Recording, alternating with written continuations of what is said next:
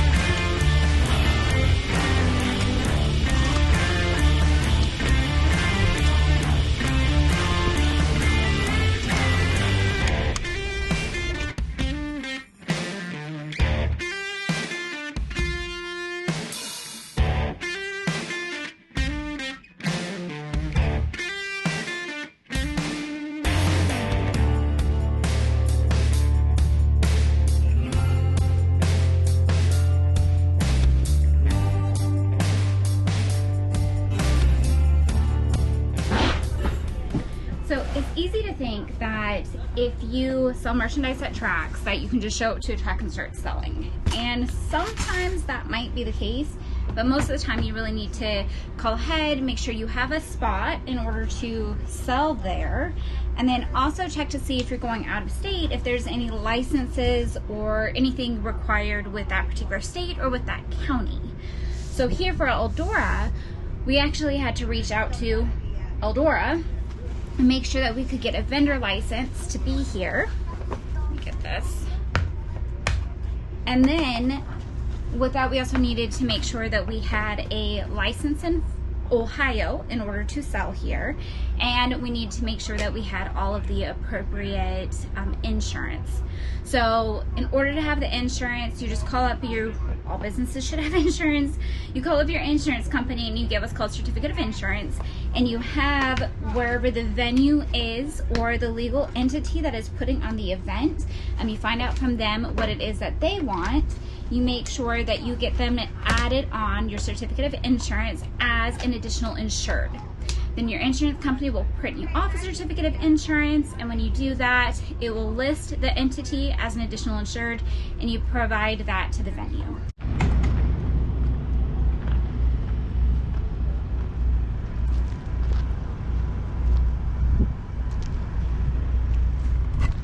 It's all set up in order for business now. So in addition to making sure that you have the appropriate insurance, I guess really first and foremost, you need to make sure you have permission from the venue in order to even be at the venue, that they have space. So for a lot of the tracks, what we do is we call ahead and we say, hey, we're planning on bringing our merch trailer. Is there any place for us to park it? Is that okay? Is there a vendor fee? And then we get with that track and we make sure that we have everything covered. Eldora, it's a large event. Bristol, large event. It's a little bit more paperwork to it. We put in our vendor application. We get the request. They tell us where we're going to be parked. So we don't get to just pull up and choose. They're actually assigned spots, and they let us know what the vendor fee is for it. In addition to making sure that you have permission to be at the venue and to sell at the venue, make sure you have the appropriate insurance. The other thing you need to make sure is that you have all of the appropriate licenses and registrations within the state and within the county in which you're wanting to sell. So the way this works is Each state gets to choose who they're going to require has to have a business license. And generally speaking, it's based off of physical presence. If you have a physical presence within a state, meaning I am physically here, I am physically selling goods to other people, then that is going to generally count as being required to have a license within that state. It gets a little bit more complicated when you're selling online. Like, do we have a physical presence in Alaska? If we sell a couple things and they get shipped to people that live in Alaska, most of the time there's some sort of threshold. Like, for instance, if I sell more than 300 orders within the year, or more than $500,000 worth of stuff within the year into a particular state, that state's going to say, hey, I have a physical presence there and I have to have a business license.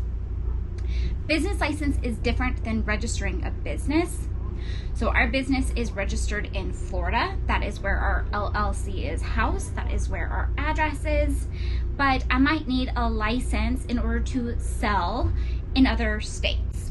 Now, in order to sell here at Eldora requires that we have a business license in order to do so. And then we have to get that license, print it out, and send it with our vendor application fee. And if you don't have that physical presence within a particular state because of your online sales, what you can do, like here in Ohio, for instance, is you get what's called a temporary or a transient business license. So we have a license to sell in this week. And then what happens is we need to then disclose to Ohio how much we have sold, and then we have to pay taxes to Ohio.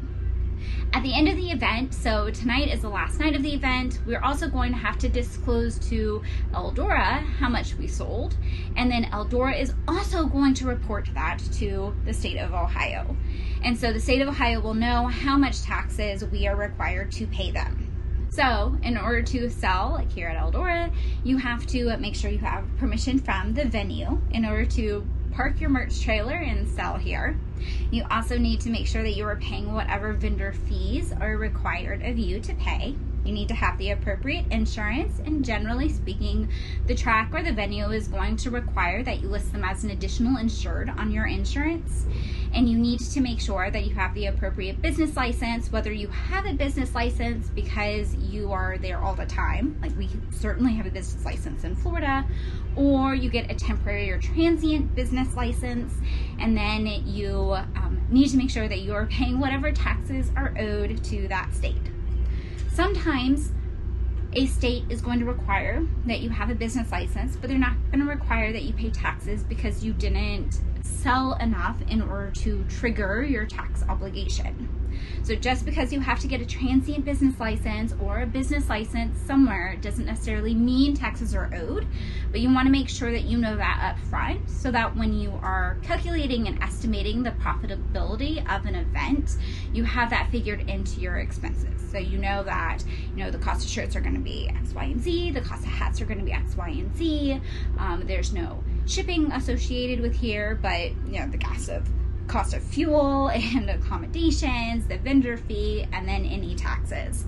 Like for instance, here we're not charging taxes, so we're going to be eating that cost. We are going to have to pay the taxes on the stuff ourselves instead of pushing that on to our customers in order to do it. But I hope that's helpful. It gives you kind of an idea. I know when we first started, there was sort of this, this idea that you can kind of just show up and start selling, and it really doesn't work that way.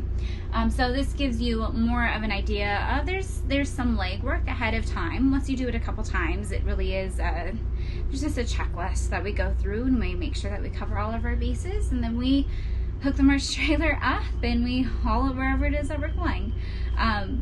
Generally, if you're just selling at tracks, at local or regional level tracks, there's going to be significantly less required of it.